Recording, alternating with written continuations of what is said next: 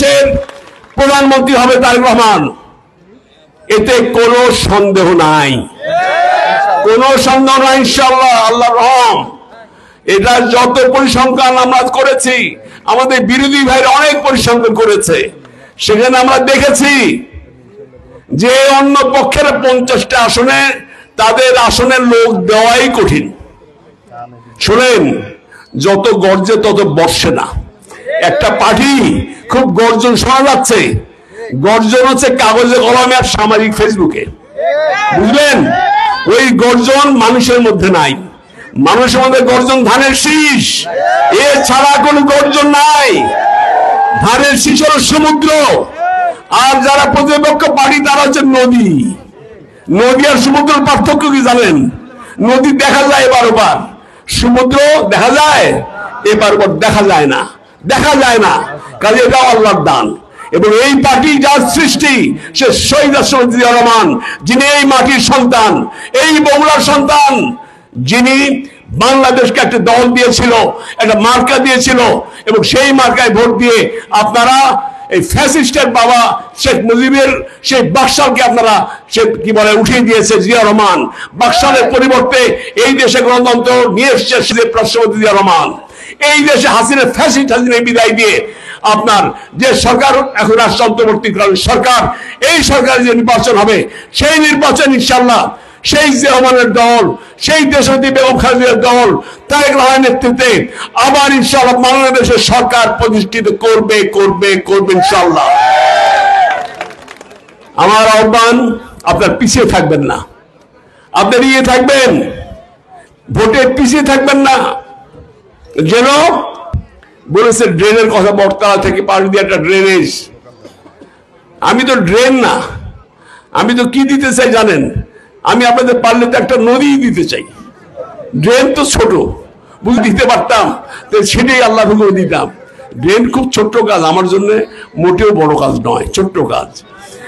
আমরা একটি আপনারা দাবি দেন নাই। আমার ছেলেরা অল্প অল্প দাবি করে, খুব ভালো ছেলেরা, আমাদের লোকজন সরল সোজা।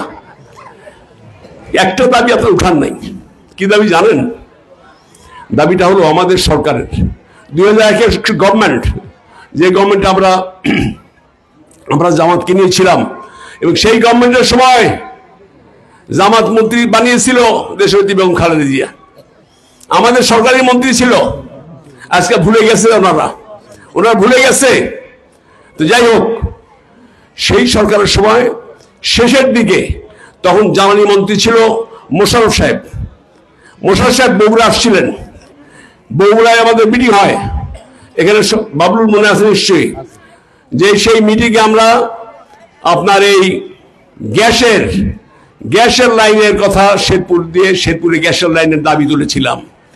সেই গ্যাসের লাইনে মোশাররফ সাহেব কথা দিলেন, এবং তার সেক্রেটারি তার সঙ্গে ছিল, নোট ডাউন করলো যে এই শেরপুর খুব ইম্পর্টেন্ট জায়গা, এবং এখানে হাইওয়ে, এবং এখানে শিল্প, ভবিষ্যতের শিল্প বাণিজ্যের জন্য অনেক বেশি সুবিধাজনক হবে, কাজে গ্যাসটা এটা অতীব জরুরি। এবং গোলাম মোহাম্মদ সিরাজের সুপারিশের প্রেক্ষিতে এটা দেওয়া হোক। উনি লেখার পরে তারপর মোশাররফ সাহেবকে আমাদের তারেক সাহেবকে আমি যে কোনো ডেভেলপমেন্ট হোক, আপনারা জানেন ওই সময় এমপি ছিলাম, আমার তারেক সাহেবের মাধ্যমে আমরা সেটাকে তদবির করতাম। তারেক সাহেবকে দিয়ে আবার মোশাররফ সাহেবকে বলালাম। মোশাররফ সাহেব বললেন তারেক সাহেবকে যে এটা হয়ে যাবে ইনশাল্লাহ, এটা আমরা করে ফেলবো। দুর্ভাগ্য, তারপরে কয়েক মাস পরেই তো আমাদের সরকারের মেয়াদ শেষ হয়ে গেল, আমরা করতে পারি নাই। তবে ইনশাল্লাহ ফ্লাইওভারের দাবিটা, যেটা আপনারা বিশাল একটা শোডাউন করে শেরপুরের জনগণ মানববন্ধন করে দেখিয়েছেন, কিন্তু এই সরকারের সংকুলন নাই। এই টাকার প্রায় আপনার 400 কোটি টাকার মতো দরকার, এই টাকার সংকুলন নাই। এটা আমাদেরই করতে হবে ভাই, বিএনপি সরকারই করবে ইনশাল্লাহ। এই ফ্লাইওভার তারেক রহমান সাহেবের কাছে আমাদের প্রথম দাবি হলো শেরপুরে ফ্লাইওভার এবং গ্যাসের লাইন সঞ্চালন লাইন। এই দুটি হলে ব্যবসায়ীরা উপকৃত হবে, কর্মচারী উপকৃত হবে, জনগণ উপকৃত হবে। আর গ্যাসের লাইন হলে আসিফ সিরাজ রহমানি বলেছে যে শিল্প কলকারখানা বলবে, শিল্প কলকারখানা ভাই আজকে আপনার শিল্পকর্ম হলে আজকে আমাদের বেকার ছেলেরা কর্মসংস্থান হবে, লেখাপড়া শিখে তারা বেকার হয়েছে অথবা কম শিক্ষা আছে, চাকরি পায় না আমাদের বাপ মার ছেলে মেয়েরা, সেইখানে থেকে কর্মসংস্থান হবে। এইটি হচ্ছে সবচেয়ে বড় কাজ ভাইয়ের আমার। বিসমিল্লাহির রহমানির রহিম। আজকে যে আয়োজন শাহবন্দিগি ইউনিয়ন ৮ নম্বর ওয়ার্ডের, প্রথমে আমি বিএনপির নেতৃবৃন্দদের কৃতজ্ঞতা জানাই যে এটাকে আর পথসভা বলা যাচ্ছে না, বলা যাচ্ছে কি এটা জনসভায় পরিণত হয়ে গেছে আলহামদুলিল্লাহ। এবং আমার এবং বিএনপি এবং অঙ্গ সংগঠনের নেতৃবৃন্দ যারা আছেন এবং আমার প্রাণপ্রিয় এলাকাবাসী, সামনে আমার চাচা ভাইয়েরা আছেন, পিছে আমার মা চাচিরা আছেন, বোনেরা আছেন, সবাই আমার সালাম নেবেন, আসসালামু আলাইকুম। এবং আপনাদেরকেও কৃতজ্ঞতা যে আজকে আপনারা এই পথসভাকে জনসভায় পরিণত করেছেন আলহামদুলিল্লাহ। যে দল নিয়ে আপনাদের কাছে এসেছি, যে মার্কা নিয়ে আসছি, এই নিয়ে মনে খুব বেশি বলার কিছু নাই, কারণ আপনাদের দেখেই বোঝা যাচ্ছে এটা আপনাদের প্রিয় মার্কা। কিসের মার্কা? এমনি কেমন আছেন আপনারা? কিন্তু আমি জানি আপনাদের সমস্যাগুলো, আমি জানি। প্রথমে সেই সমস্যা যাওয়ার আগে কিছু দলীয় বার্তা আপনাদের দিতে চাই।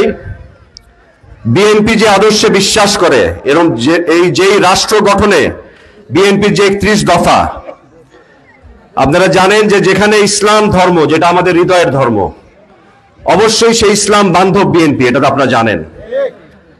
কিন্তু পাশাপাশি একটি রাষ্ট্রকে তৈরি করতে হবে প্রগতিশীল ভাবে, কারণ বহির্বিশ্ব আপনাকে কি দৃষ্টিতে দেখবে এটাও কিন্তু জরুরি।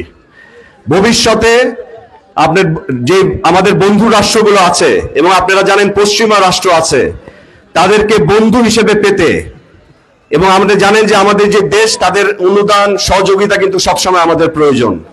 তাই বিএনপি সেই দল এবং যাদের সে রাষ্ট্র পরিচালনার অভিজ্ঞতা আছে। ধরেন রাষ্ট্র পরিচালনা কিন্তু একটু গাড়ি চালানোর মতোই। আপনারা কি একটি লাইসেন্সবিহীন গাড়িতে চড়বেন? ড্রাইভারের গাড়িতে চড়বেন? বিএনপির কিন্তু সেই ড্রাইভার লাইসেন্স আছে, কারণ আমাদের নেত্রী বেগম খালেদা জিয়া কিন্তু এই রাষ্ট্র পরিচালনা করেছেন। আমাদের যে আগামীর রাষ্ট্রনায়ক, আমাদের আগামীর প্রধানমন্ত্রী জনাব তারেক রহমান, ওনার কিন্তু এই অভিজ্ঞতা আছেন, কারণ উনি ওনার মার সাথে রাষ্ট্র পরিচালনার খুব কাছাকাছি সাথে ছিলেন।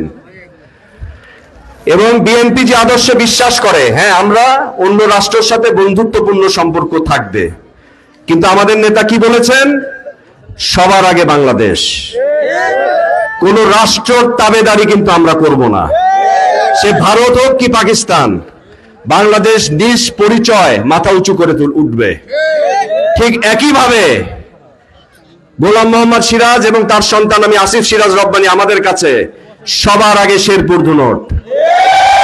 এই শেরপুর দুনটের জনগণ মাথা উঁচু করে দাঁড়াবে, তাদের ন্যায্য অধিকার প্রতিষ্ঠিত হবে, এবং সেই সংগ্রামের জন্য আমরা সবসময় সামনে সারিতে থাকবো ইনশাআল্লাহ। আপনাদের এলাকার সমস্যার মধ্যে আমি জানি একজন ভাই বলেছেন যে পানি নিষ্কাশনের যে সমস্যা, আসলে আপনাদের সমস্যাটা হচ্ছে ড্রেনেজ প্রবলেম। এই ড্রেনেজ ব্যবস্থাটা তৈরি করতে হবে। তো যেহেতু আপনাদের ধানের শীষের যে প্রার্থী এসেছেন আমার বাবা, আমিও আপনাদের হয়ে তার কাছে এই দাবি রাখতে চাই যেন উনি অগ্রাধিকার ভিত্তিতে এই ড্রেনেজ